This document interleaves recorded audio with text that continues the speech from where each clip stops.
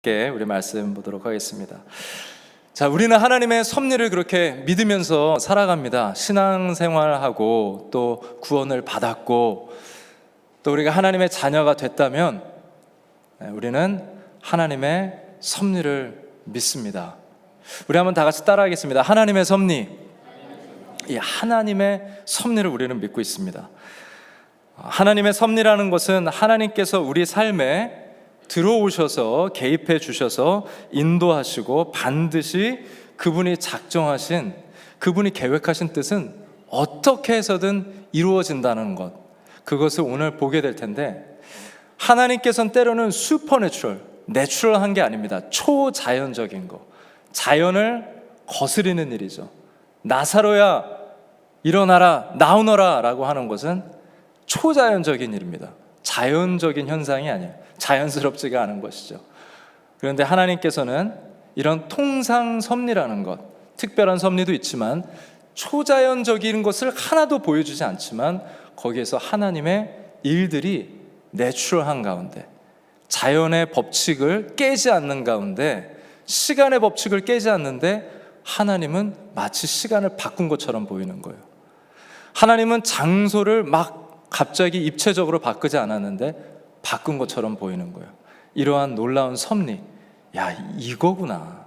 신앙생활할 때 특권은 이거구나. 그것을 우리가 함께 오늘 같이 하나님의 말씀 속에서 깨닫게 되길 바랍니다. 근데 참 세상 사람들은 안타깝게 하나님이 없으면 여러 가지 어떠한 생각의 아이디어들, 사상들, 생각들이 나오는데요, 세상 사람들은 운명을 믿습니다. 별자리를 믿습니다. 내가 이렇게 될 거야 라는 별자리.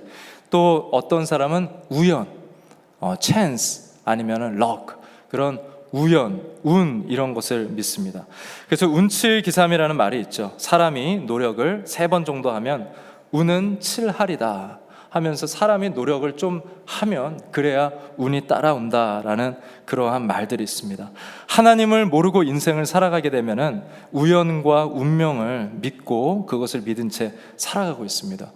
여러분들은 예수님을 믿기 전에는 당연히 하나님의 섭리를 몰랐으니까 운명과 운을 따라서 살았겠죠.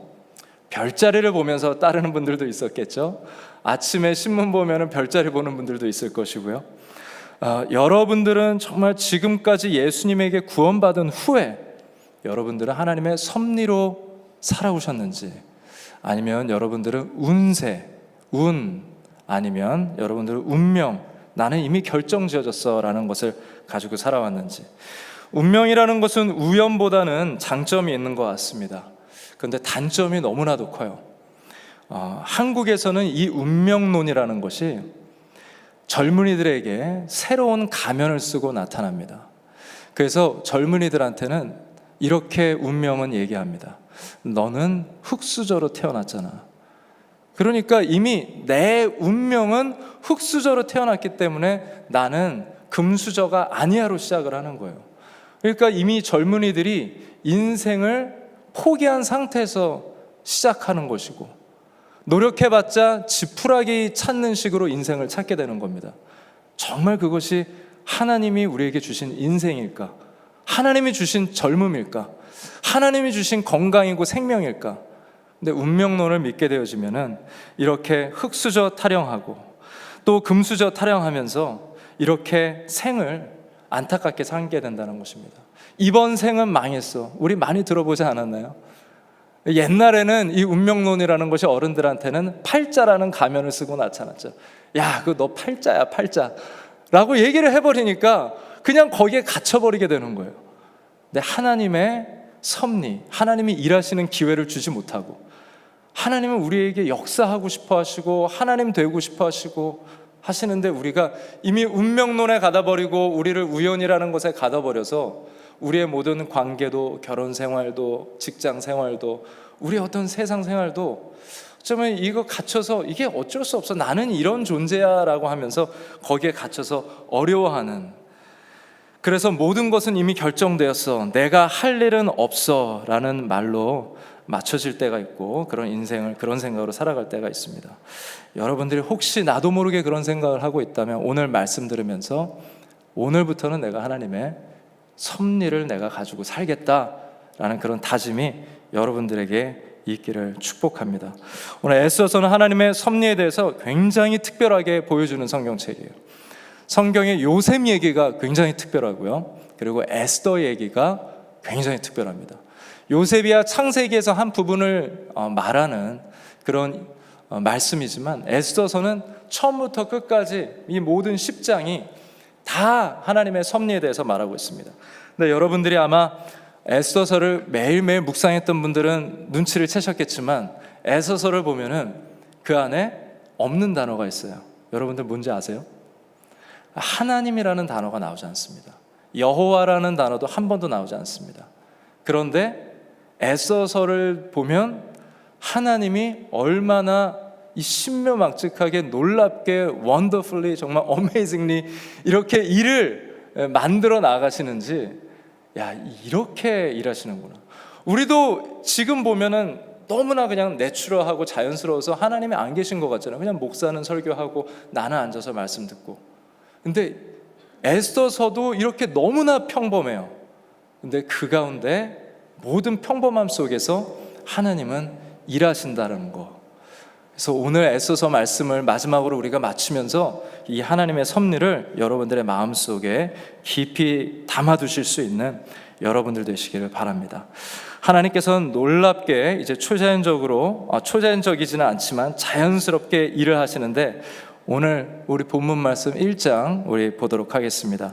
1장 서두 부분을 먼저 보면은요, 우리 함께 읽도록 하겠습니다. 시작. 그날 밤에 왕이 잠이 오지 않음.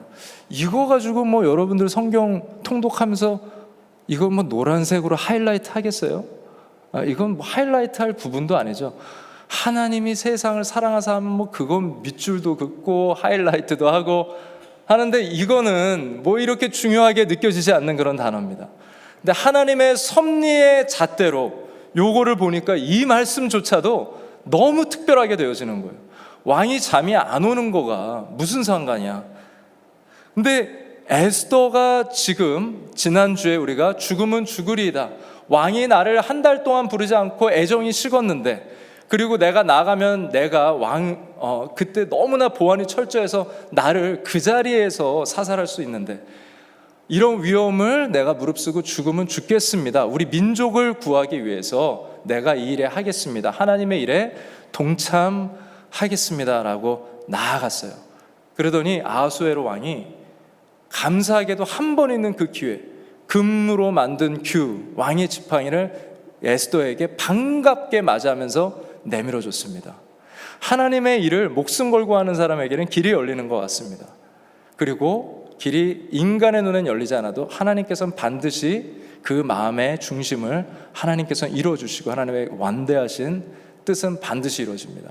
근데 감사하게 이제 그 귤을 에스더가 잡을 수 있고 목숨을 건졌습니다.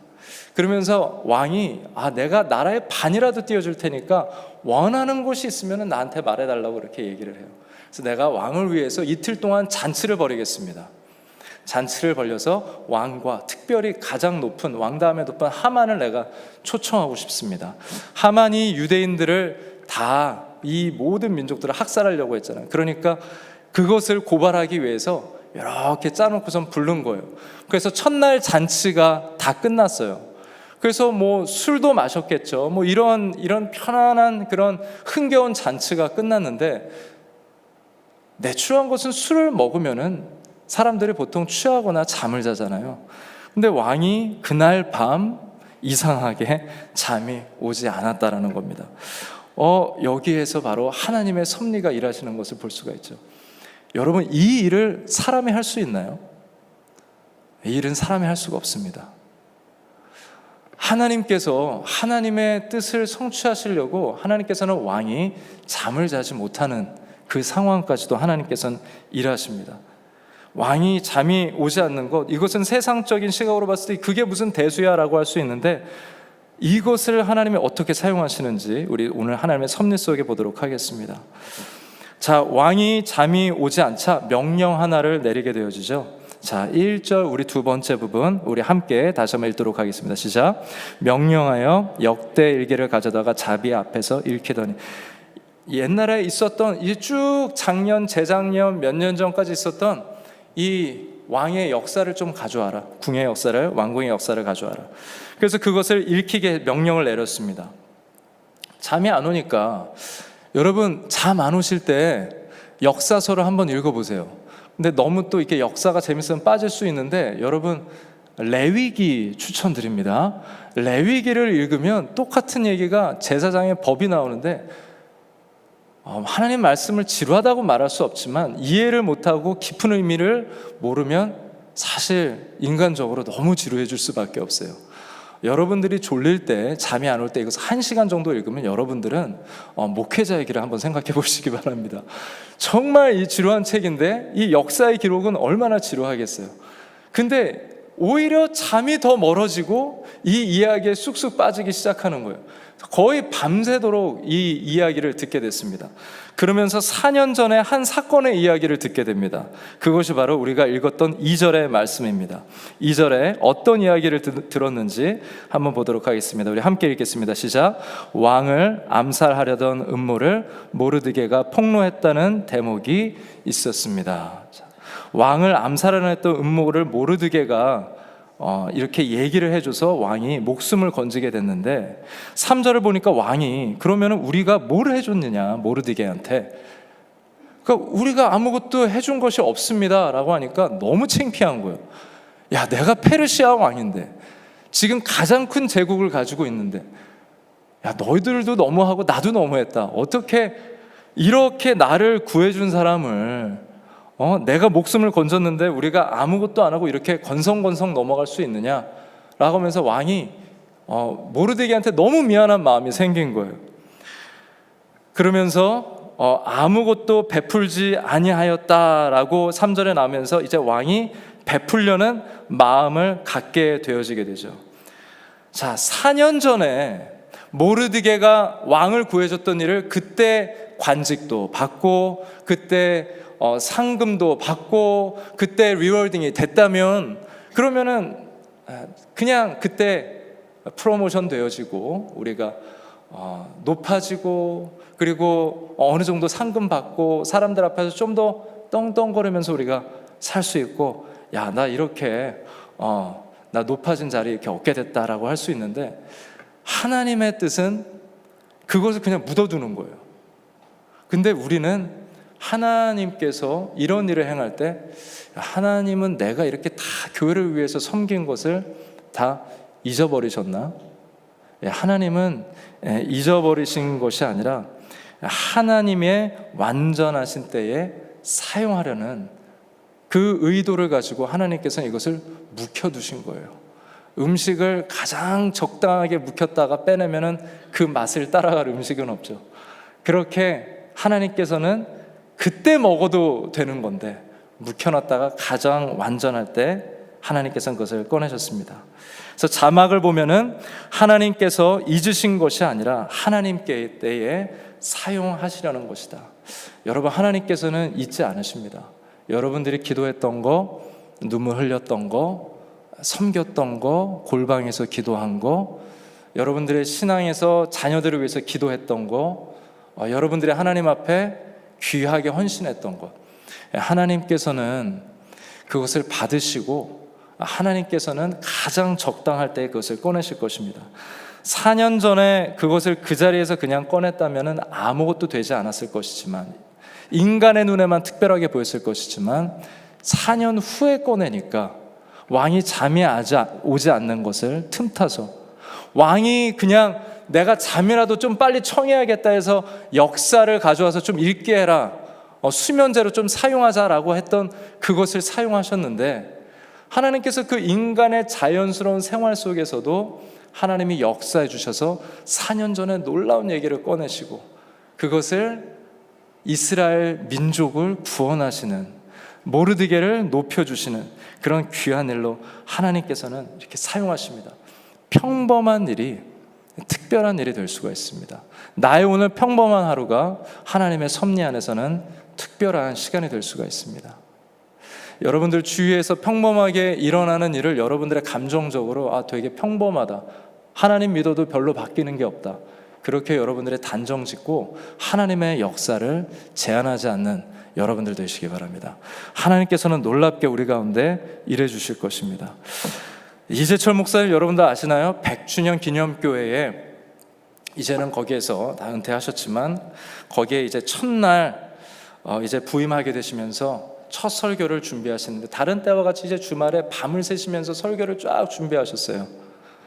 그래서 컴퓨터에 앉아서 막 열심히 이렇게 준비를 하셨는데 갑자기 1초 사이에 껌뻑하더니 설교 자료가 그냥 눈앞에서 사라진 거예요.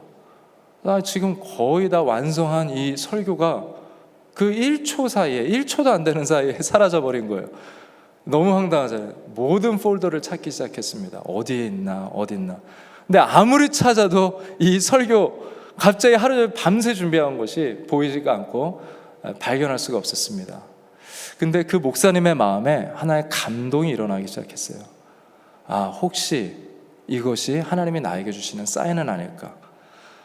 이것이 그냥 우연한 사고가 아니라 이 우연한 사고를 통하여서 하나님이 나에게 일하신 것이 아닐까? 그래서 가만히 자기가 설교 준비한 걸 생각해 보니까 첫 번째 설교라 인간적인 게 너무나 많이 들어갔다는 거예요.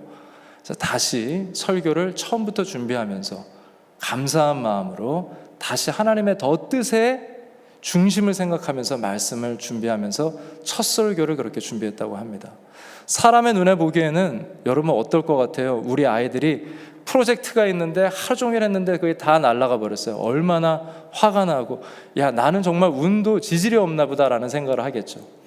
근데 그것을 운으로 보는 것이 아니라 하나님의 섭리가 있고 하나님이 나를 다스려 주신다면 우리가 그 안에서 다시 한번 잠잠히 지금의 일을 마음을 잠잠히 하고 우리가 한번 속에 있는 좀 분노를 숨으로써 다 내빼면서 한번 하나님의 생각을 하나님께서 예수님이 숨을 내쉬며 성령 충만을 받으라 하나님의 생각을 받으면서 우리가 생각을 했었을 때 우리 자녀가 이재철 목사님처럼 그렇게 훌륭하게 이러한 사고를 반응할 수 있다면 이런 생각 들더라고요. 저 말씀 준비하면서 우리 아이들이 정말 사람들이 보기에는 성적이 그렇게 좋지 않아도 어떠한 이런 사고와 우연적인 일에 하나님 앞에 이렇게 반응할 수 있다면 정말 멋진 애들로 성장할 수 있겠다. 우리 아이들이 그렇게 되기를 축복하고 우리 성도님들이 그렇게 되기를 축복하고 우리 교회가 그렇게 되기를 축복합니다. 자, 이렇게 하나님의 섭리가 자연스러움 속에 계속해서 역사되는 것을 보게 되어집니다. 자, 4절에도 말씀이 나오는데요. 왕이 이르되 누가 뜰에 있냐? 이제 밤을 샜어요. 잠을 못 자고 이제 밤을 꼴딱 샜습니다. 누가 있느냐라고 했는데 성경은 이렇게 합니다. 마침 그때 우연히 마침 한 사람이 나타납니다. 누굽니까? 하만입니다. 자, 이 사람도 파티를 하고 바로 왕 앞에 자기가 첫날 잔치를 하면서 모르드게가 자기를 한테 인사도 일어서서 안 하니까 자기가 선배인데 후배 같은 모르드게가 나를 무시해? 라고 하면서 밤새도록 높은 장대 하나를 만들었어요. 한국의 어떤 그 유닛의 기준으로 본다면 23m, 5m 정도 되어지는 큰 장대를 만들었습니다. 모르드게를 내가 오늘 고소해서 오늘 왕이랑 잔치하면서 기분 좋은 그 분위기를 틈타서 내가 모르드게를 이 유대인입니다. 이 사람도 죽여야 됩니다. 왕을 반역했습니다. 라고 하면서 죽여야겠다라는 그런 생각을 하면서 왕 앞에 마침 그런 장대를 만들고 나온 겁니다. 자기는 모든 노력으로서 살아왔죠. 하나님의 섭리가 아니라 자기의 모든 노력과 모든 힘과 계획과 잔꾀와 모든 것을 가지고 인생을 만들어 가려고 했던 하만. 그리고 오직 하나님 앞에 죽으면 죽으리이다. 그리고 하나님 앞에 금식했던 기도했던 모르드게. 누가 하나님 앞에 쓰임 받는지 오늘 한번 보시기 바랍니다.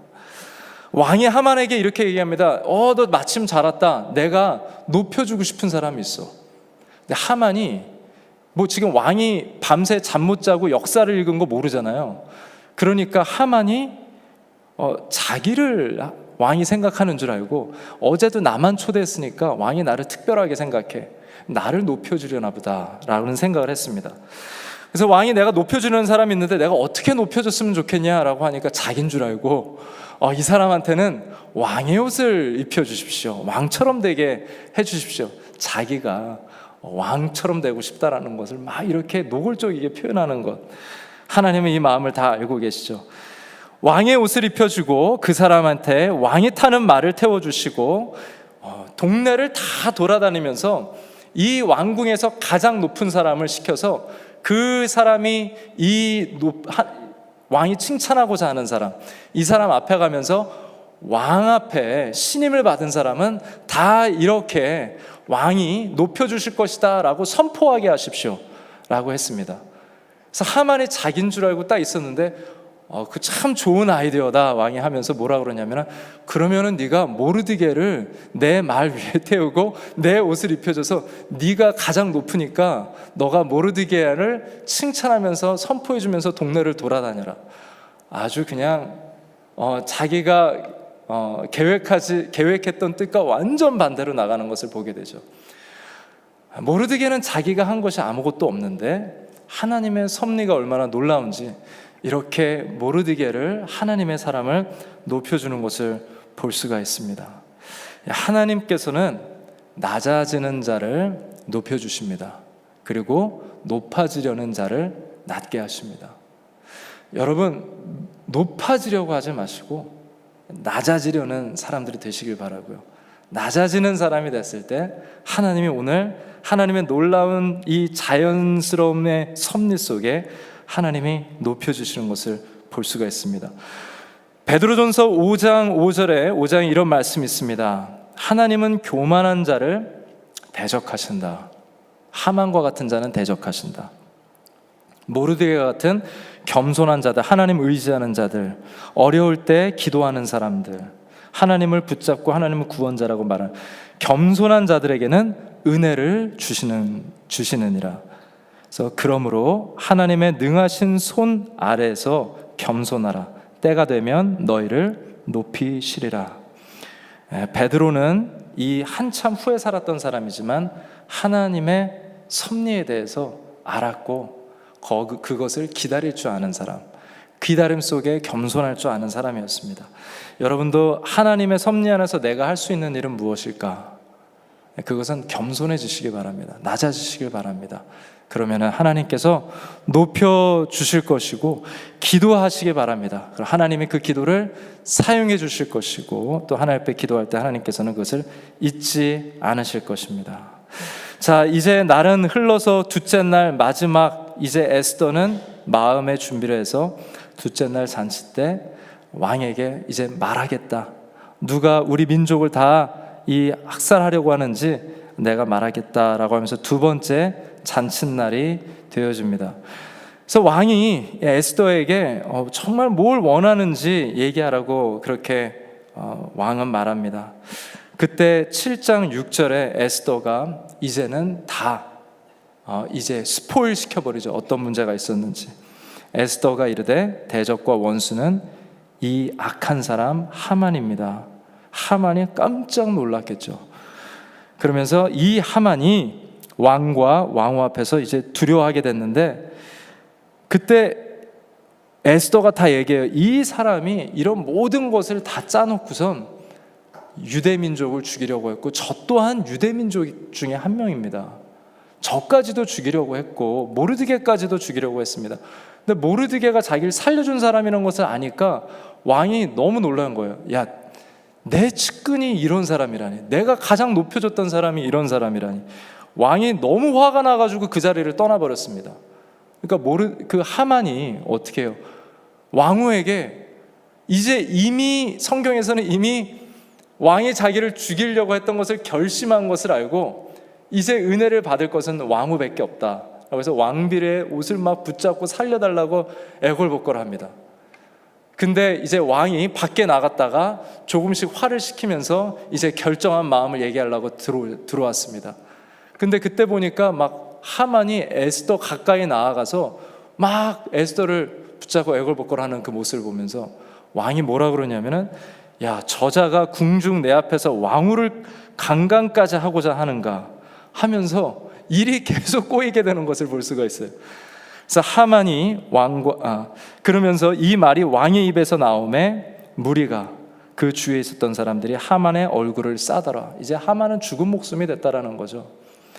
아무리 자기가 계획하고 살려고 하는 사람은 죽게 되어지고, 자기의 머리를 가지고 자기의 지혜를 가지고 하는 사람들은 멈추게 되어지고, 오히려 기도하면서 금식하면서 하나님 앞에 내 목숨 다해서 죽으면 죽겠습니다 라고 했던 사람은 아무것도 막 밤새 나무를 만들거나 누구를 죽이려는 계획이 없었었는데, 이렇게 하나님께서 다 말끔히 청소해 주시고 정리해 주시는 것을 볼 때 사람의 손에 때도 안 묻으니까 얼마나 좋습니까? 이렇게 하나님께서 모든 것을 정리해 주시는 것을 볼 수가 있습니다. 하나님께서는 이렇게 모든 자연스러움 속에서 우리 가운데 역사해 주십니다. 그러면서 이 일이 진행되면서 마지막에 이제 7장에 이런 구절에 이 말씀이 나옵니다. 왕이 어떻게 하면 좋겠냐라고 하니까 그 내시 중에 한 명이 하만이 자기 집의 높이가 25m 정도 되는 장대를 세워놓았는데 그것을 왕을 해치려는 음모를 알려준 모르드게를 매달려고 준비해놨다고 합니다. 이렇게 왕이 말하니까 왕이 한마디로 그냥 정리를 하죠. 하만을 거기에 매달아라 라고 하면서 자기가 만든 덫에, 시편에 나오는 정확한 말씀, 자기 원수가 만든 덫에 자기가 걸리게 하소서라는 그 말이 그냥 시편에만 나오는 시적인 표현이 아니라 역사 속에 정확하게 응하게 된 것을 볼 수가 있습니다. 하나님께서는 이렇게 역전을 하게 하세요. 하나님께서는 우리가 마치 오늘은 내가 저 뒤에서 달려가는, 우리 교회를 봤을 때 세상 사람들은 저 앞에 달려가고 우리는 이 뒤에 달려가는 것 같은데, 정말 우리가 신앙을 지키면 하나님께서 우리의 마음을 중심을 보시고 앞서가게 만들어 주십니다. 우리를 앞으로 가게 만들어 주시고, 우리가 낮아져 있는 상태처럼 세상 사람들을 볼 수 있어도 하나님께서는 우리를 높여 주십니다. 하나님이 어떻게 역전을 시켜 주시는지, 그래서 이 날은 이스라엘의 명절 불임절이 되어지는데요, 이 날을 설명을 9장에서 이렇게 설명을 합니다. 9장 1절 보면 우리 함께 읽도록 하겠습니다. 시작. 그날은 유다인의 원수들이 유다인을 없애려고 한 날이었으나 이제는 유다인이 그 원수들을 물리칠 수 있는 날로 바뀌었습니다. 9장 1절입니다. 그날은 유대인들의 원수들이 유다인들을 없애려고 한 날이었는데 오히려 하나님이 역전시켜 주셔서 오히려 그 원수들을 물리칠 수 있는 날. 그리고 22절을 보면은 그날은 유다인들이 원수를 물리친 날이고, 자, 어떻게 됐어요? 역전을 시켜주셨는데 슬픔을 기쁨으로 바꿔주신 날, 통곡하면서 우는 날을 즐거운 날로 바꿔주시는 날. 이것을 누가 한다는 거예요? 하나님이 우리를 위해서 해주신다는 것입니다. 따라서 모르드게는 그날을 즐거운 명절로 정하고 서로 음식을 나누며 가난한 사람에게 선물을 주는 날로 정하게 했습니다. 여러분, 하나님께서는 역전의 은혜를 허락해 주시는 하나님이십니다. 하나님의 섭리를 좀 더 다른 면으로 말씀드리면 역전하는 은혜를 우리의 삶에 주신다는 겁니다. 여러분, 눈먼 거지였던 바디메오가 예수님을 따르게 되어지는 역전의 삶을 살게 되어지죠. 그리고 평범했던 고기잡이가 예수님의 수제자가 되어지는 그러한 역전의 인생을 살게 됩니다. 세금쟁이였던 그 사람이 신약 첫 책을 적게 되어지는 제자가 되어집니다. 그리고 교회를 박해하고 핍박했던 사람이 이방 땅의 교회를 가장 많이 세우는 역전의 인생을 살게 되어집니다. 하나님이 여러분들의 이 신앙생활에 그냥 지식으로 아는 하나님이신지, 아니면 정말 내 삶을 역전시킬 수 있는 하나님이신지, 예수 그리스도를 만나는 사람마다 핍박했던 사람은 교회를 가장 많이 세우는 사람, 돈을 구하며 살았던 사람들이 신약의 첫 책을 기록하는 사람, 거지였던 사람이 눈을 열어서 예수를 보고 예수를 따랐던 사람, 놀라운 일들이 이루어집니다. 성경이 멀리 있는 누군가의 얘기가 아니라 여러분들이 예수 그리스도를 영접하고 예수 안에서 살아가면서 정말 예수 안에서 우리를 역전시켜 줄 수 인생을 만들어 주시는 예수 그리스도를 초청하면서 구약의 하나님이 이렇게 놀랍게 역사해 주셨다면 예수님은 나에게 얼마나 큰 은혜를 주실 수 있을까? 그 은혜를 우리가 바라보고 사모할 수 있는 은혜를 우리가 갖기를 사모하기 바랍니다. 이렇게 불임절을 지키면서 불임절을 하나하나 지키게 됐는데, 이 날은요 9장 31절을 보니까요 이런 말씀이 나옵니다. 정한 기간에 불임일을 지키게 하였으니 이는 유다인이 모르드게와 왕후 에스더에게 명령한 바 유다인이 금식하며 부르짖었을 때 자기와 자손들을 위하여 정한 바 있음이었더라. 이렇게 했었을 때, 기도했을 때 하나님께서 불임절 역전의 은혜를 주셨다라는 겁니다. 불임이라는 말은요 제비를 뽑는다는 말이거든요. 그래서 불으라는 말인데 이게 복수가 돼서 불임절, 이 두 날이 합쳐져서 불임절이 됐습니다. 제비를 뽑는다, 우연이죠. 제비 뽑는 날인데 이 날이 하나님의 섭리가 가장 정확하게 드러나는 날이 됐습니다. 자, 잠언 16장 33절에 이러한 말씀이 나옵니다. 사람이 제비는 뽑으나 이를 작정하시기는 여호와께 있느니라. 하나님께서는 반드시 우리 교회 인도해 주실 것이고 이끌어 주실 것입니다. 문제는 우리가 하나님의 섭리를 어떻게 받아들이느냐가 상당히 중요합니다. 하나님의 섭리 속에서 내가 해야 되는 일이 뭘까? 하나님이 알아서 하시니까 나는 가만히 있어도 된다, 그런 것이 아니겠죠. 여러분, 구약의 불임절도 이렇게 역전의 은혜가 있다면 예수 그리스도께서 오시는 날에 얼마나 화려하게 놀랍게 우리에게 은혜를 허락하시고 이 원수의 머리를 밟으시겠습니까? 예수님께서 우리가 오시는 날을 기대하시기를 바라고요. 예수님이 오셨을 때 그때를 우리가 고대하고 기다리면서 우리가 그 안에서 정말 이 불임절을 다시 한번 마음에 담으면서 우리 인생도 그리스도 안에서 역전의 은혜 살 수 있겠다, 이 믿음 가지고 살아갈 수 있는 여러분들 되기를 예수 그리스도의 이름으로 축복합니다.